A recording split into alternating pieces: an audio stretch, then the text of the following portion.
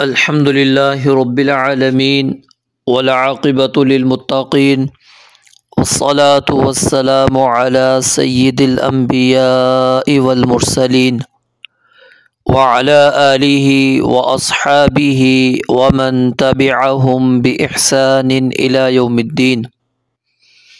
أما بعد، وعن عبد الله بن مسعود رضي الله تعالى عنه قال: التفت إلينا رسول الله صلى الله عليه وآله وسلم فقال. سیدنا عبداللہ بن مسعود رضی اللہ تعالی عنہ سے روایت ہے، بیان فرماتے ہیں التفت متوجہ ہوئے، الینا ہماری طرف، رسول اللہ صلی اللہ علیہ وآلہ وسلم نبی مکرم علیہ الصلاۃ والسلام، فقال آپ علیہ الصلاۃ والسلام نے فرمایا، اذا جب، صلی نماز پڑھے، احدکم تم میں سے کوئی ایک، فلیقل بس چاہیے کہ وہ کہے۔ اب اس کے یہ جو دعا ہم پڑھنے لگے اس کا یہاں پر محل موجود نہیں ہے، لیکن یہ معروف ہے کہ تشہد کی بات نبی مکرم علیہ الصلاۃ والسلام ارشاد فرما رہے ہیں، اذا صلی احدکم جب تم میں سے کوئی ایک نماز پڑھے، فلیقل پس چاہیے کہ وہ کہے، کیا کہے؟ التحیات للہ والصلوات والطیبات السلام علیک ایہا النبی ورحمۃ اللہ وبرکاتہ، السلام علینا وعلی عباد اللہ الصالحین، اشہد ان لا الہ الا اللہ وحدہ لا شریک لہ واشہد ان محمدا عبدہ ورسولہ، یہ الفاظ کہے۔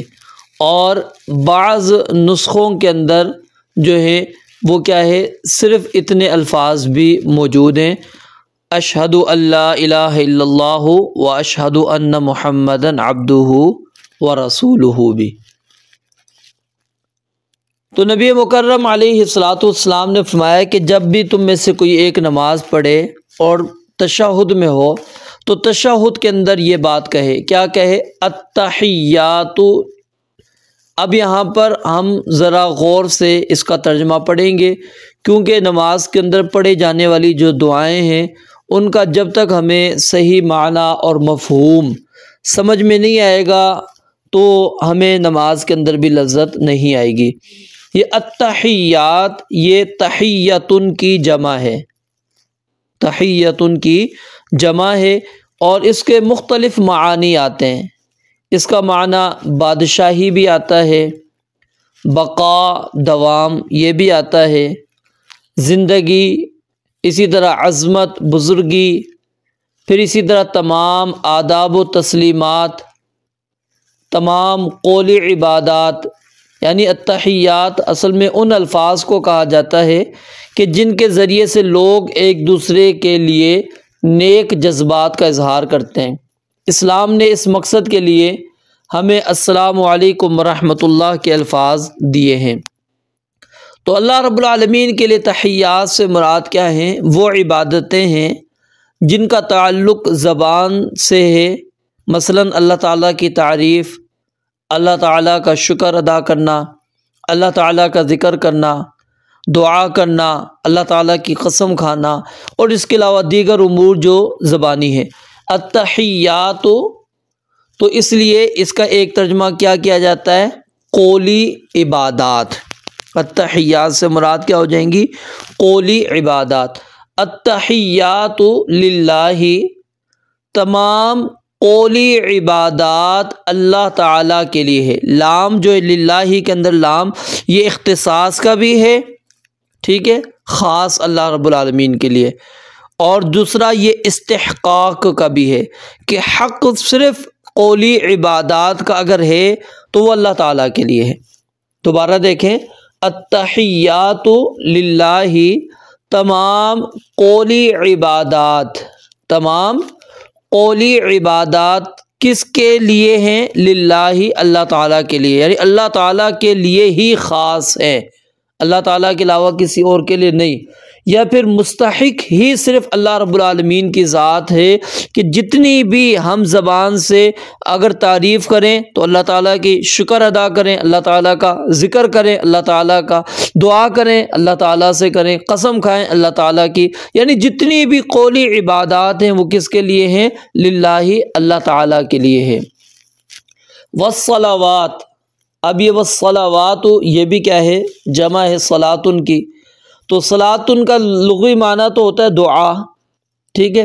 تو یہاں پر کیا ہے؟ تمام نمازیں، تمام بدنی عبادات، تو شرعی معنی اب یہاں پر کیا ہے؟ نماز متعین ہے، دعا بھی اس کا ترجمہ ہے لیکن شرعی معنی نماز متعین ہو چکا ہے، تو اس لیے ہم اس یہاں پر شرعی معنی ہی مراد لیں گے، اور بدنی عبادات بھی مراد ہے، جیسے ہم نے وہاں پر التحیات کے اندر قولی عبادات لی، تو والصلوات کے اندر کیا لیں گے؟ بدنی عبادات، مثلا رکوع ہے، سجدہ ہے، قیام ہے، طواف ہے، روزہ ہے، اور اس کے علاوہ دیگر عبادات۔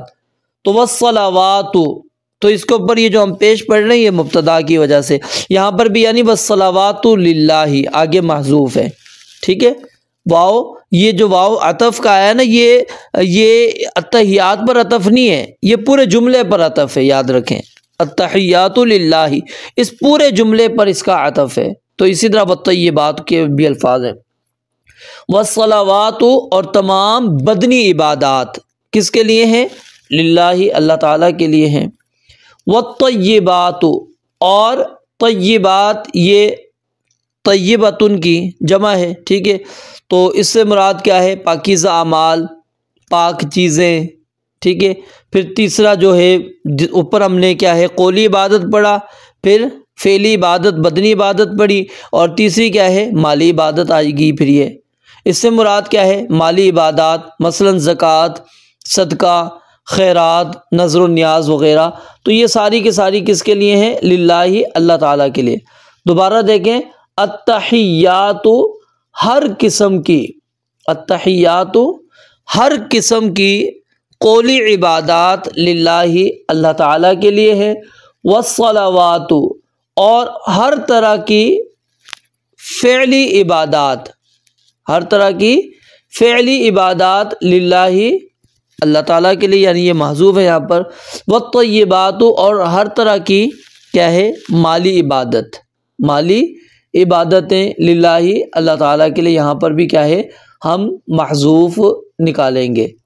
تو طیباتن کے اندر یہ بات یاد رکھ لیں، یہ خبیث کی ضد ہے، طیبات، طیبن کس کی ضد ہے؟ خبیث کی۔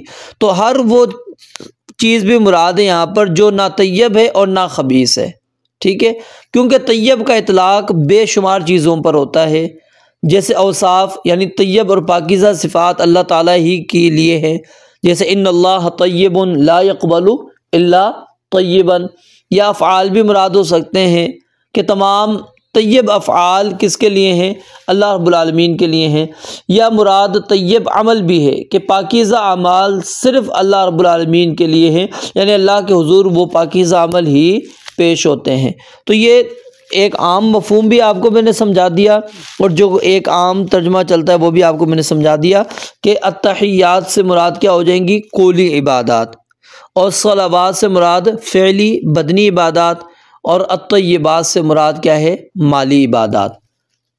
تو التحیات للہ، تمام قسم کی قولی عبادات اللہ تعالیٰ کے لیے خاص ہیں، اللہ تعالیٰ ہی اس کا مستحق ہے۔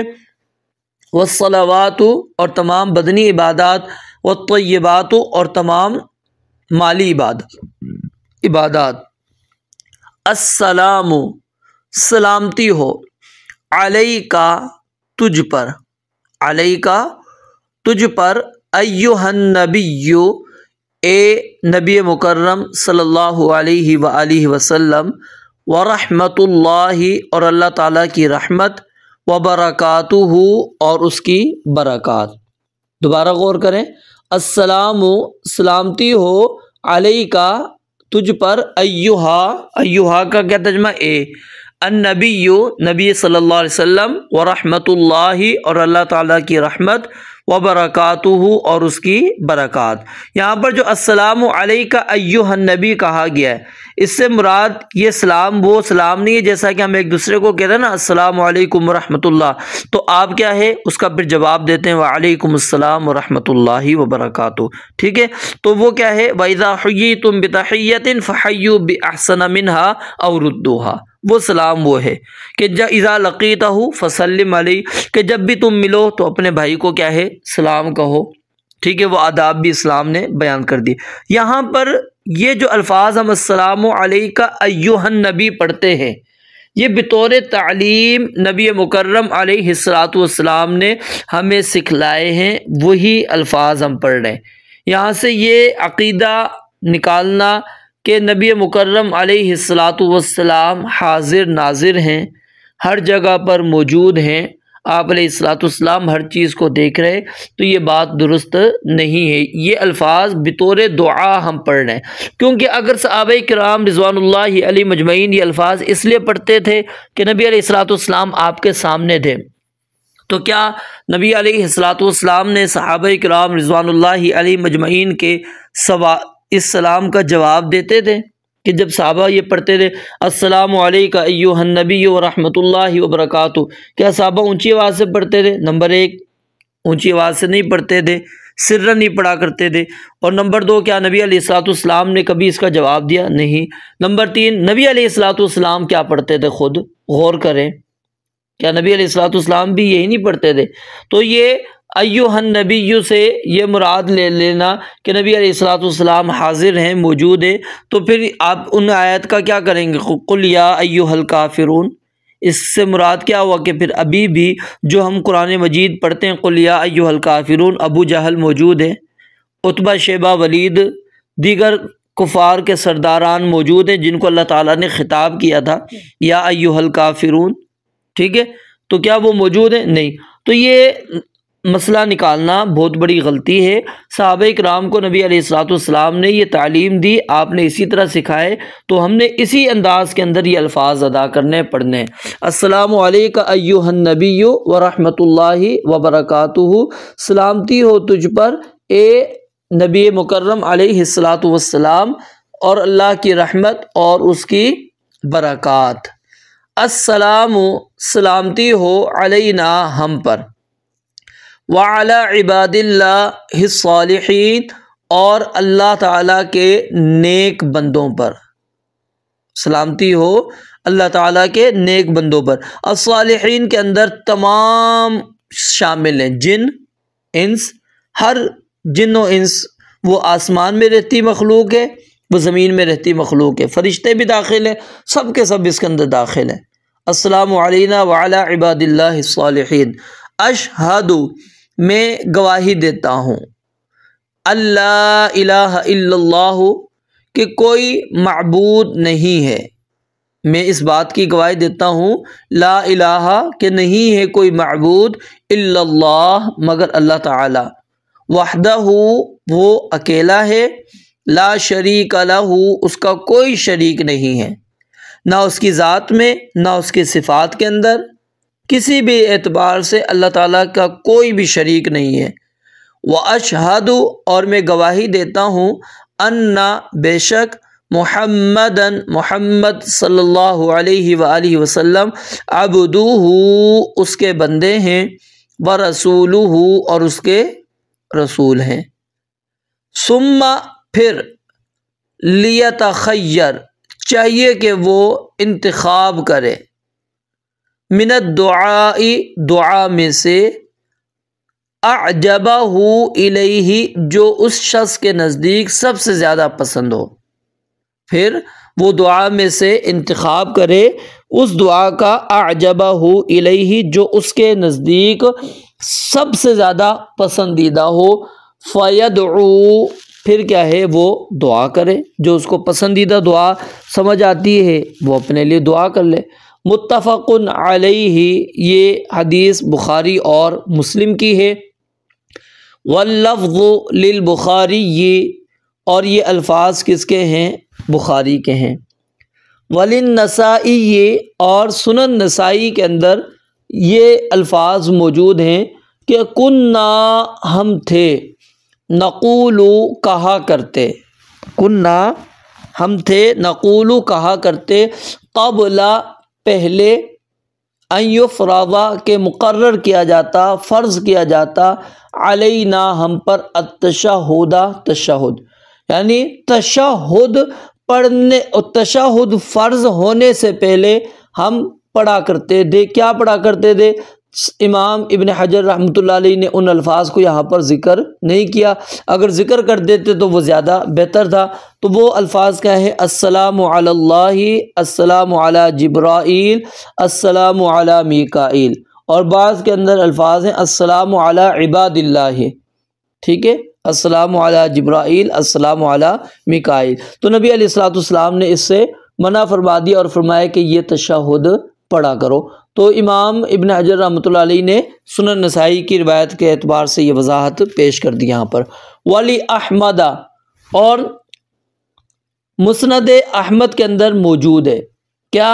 ان النبی صلی اللہ علیہ وآلہ وسلم، بے شک نبی مکرم علیہ الصلاۃ والسلام نے، علمہ، سکھایا اس کو، کس کو؟ عبداللہ بن مسعود کو، التشہد، تشہد، وامرہ، اور آپ نے حکم دیا اس کو، عبداللہ بن مسعود رضی اللہ تعالیٰ عنہ کو، کہ ان یعلمہ الناس، کہ اس کی تعلیم وہ دیں گے لوگوں کو، یعنی یہ صرف سیدنا عبداللہ بن مسعود کے لیے نہیں تھا خاص، آپ نے ان کو حکم دیا کہ یہ لوگوں کو بھی آپ نے سکھانا ہے، لوگوں کو بھی اس کی تعلیم دینی ہے۔ ولی مسلم، اور صحیح مسلم کی روایت ہے جس کے اندر عبداللہ بن عباس رضی اللہ تعالیٰ عنہ سے منقول ہے کہ کانا، فرماتے ہیں کانا رسول اللہ صلی اللہ علیہ وسلم، تھے نبی مکرم علیہ الصلاۃ والسلام، یعلمنا، ہمیں تعلیم دیتے، ہمیں سکھایا کرتے تھے، التشہد، تشہد، کیسے سکھاتے تھے؟ التحیات، المبارکات، الصلوات، الطیبات للہ الی آخرہ، اسی طرح آخر تک۔ یہاں پر غور کریں، پیچھے آپ نے پڑھا تھا التحیات للہ، ٹھیک ہے، تو یہاں پر للہ نہیں آ رہا، للہ اینڈ میں آ رہا ہے، پھر ادھر اضافہ کیا ہے؟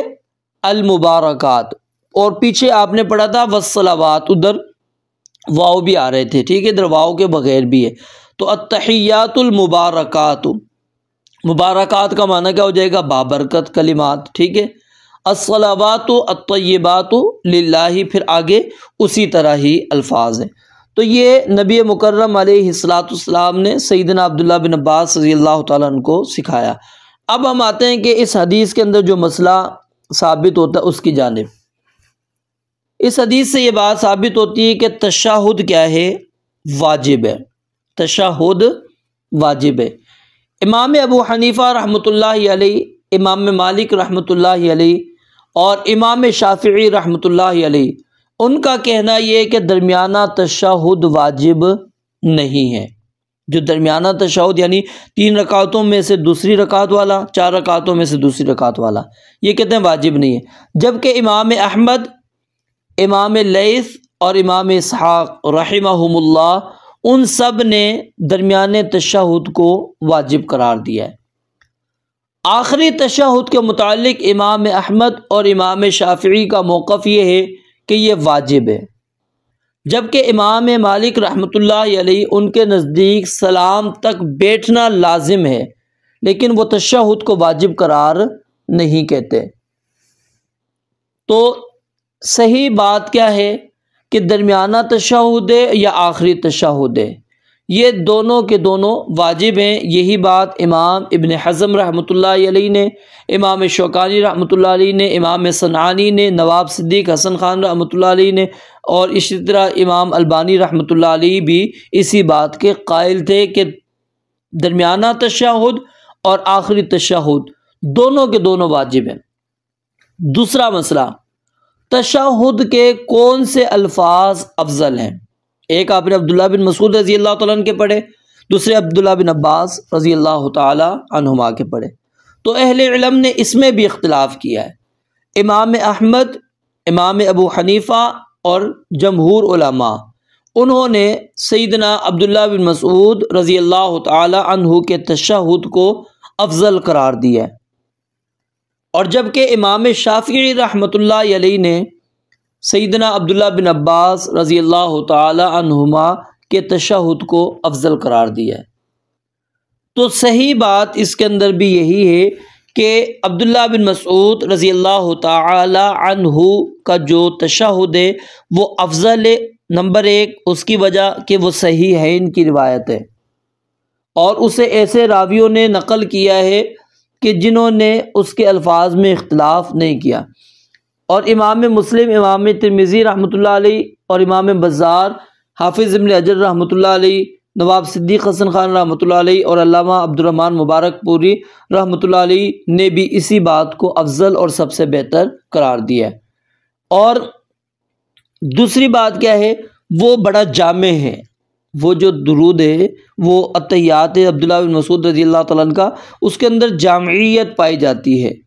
تو بہرحال اس کے اندر یاد رکھیے، جب نبی مکرم علیہ السلام سے ایک ہی موقع پر صحابہ کرام مختلف دعائیں نقل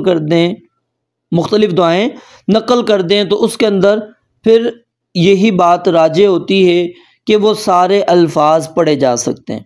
یعنی کبھی آپ عبداللہ بن مسعود رضی اللہ تعالیٰ عنہ کے الفاظ پڑھ لیں، کبھی آپ عبداللہ بن عباس رضی اللہ تعالیٰ عنہ کے الفاظ پڑھ لیں، ٹھیک ہے، یا پھر اسی طرح دیگر جو الفاظ ہمیں تشہد کے ملتے ہیں تو کوئی بھی پڑھ سکتے ہیں، اور علماء کہتے ہیں کہ اس کو تبدیل بھی کرنا چاہیے۔ اس کی وجہ یہ ہے کہ انسان کیا ہے، غور و فکر کے ساتھ نماز تاکہ پڑھ سکے۔ پھر اس کے بعد نبی مکرم علیہ السلام نے یہاں پر ایک اور بات بیان فرمائی۔ یہ تو تھا تشہد کا مسئلہ کہ تشہد پڑھنا ہے، ٹھیک ہے، تو درمیان تشہد کے وجوب کی ایک دلیل وہ بھی ہے کہ اگر چھوٹ جاتا ہے تو اس کی وجہ سے آپ نے کیا کرنا ہے، سجدہ سہو کرنا ہے، تو یہ بھی اس کی وجوب کی دلیل ہے۔ اس کے بعد نبی علیہ السلام نے فرمایا ثم لیتخیر من الدعاء اعجبہ الیہ فیدعو، کہ اب ادھر دیکھیں یہاں پر اس کے بعد درود ابراہیمی کا ذکر نہیں ہے، تو بعض علماء کہتے ہیں کیونکہ خود درود ابراہیمی بھی جو ہے وہ کیا ہے، دعا ہی ہے، وہ دعا ہی ہے، ٹھیک ہے، باقی اس کے علاوہ بھی ہم دعائیں مراد لے سکتے ہیں، تو جو بھی دعا آپ کو اچھی لگے وہ آپ کر سکتے ہیں۔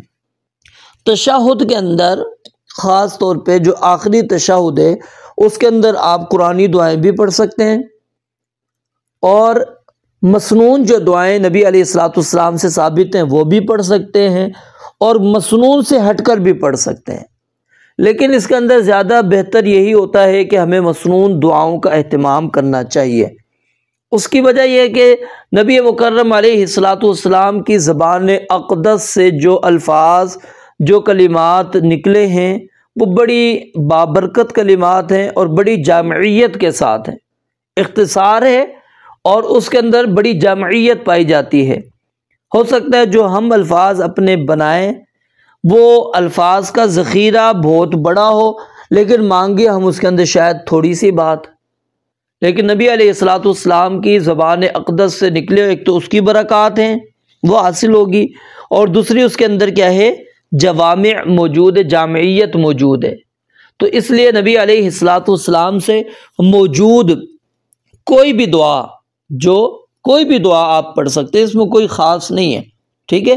قرآن مجید کی بھی کوئی دعا آپ پڑھ سکتے ہیں، کیونکہ قرآن مجید کو یہاں پر آپ بطور قرآن مجید نہیں پڑھ رہے ہیں بلکہ آپ بطور دعا پڑھ رہے ہیں، ٹھیک ہے، یاد رکھ لیں، یہ بات سمجھ لیں۔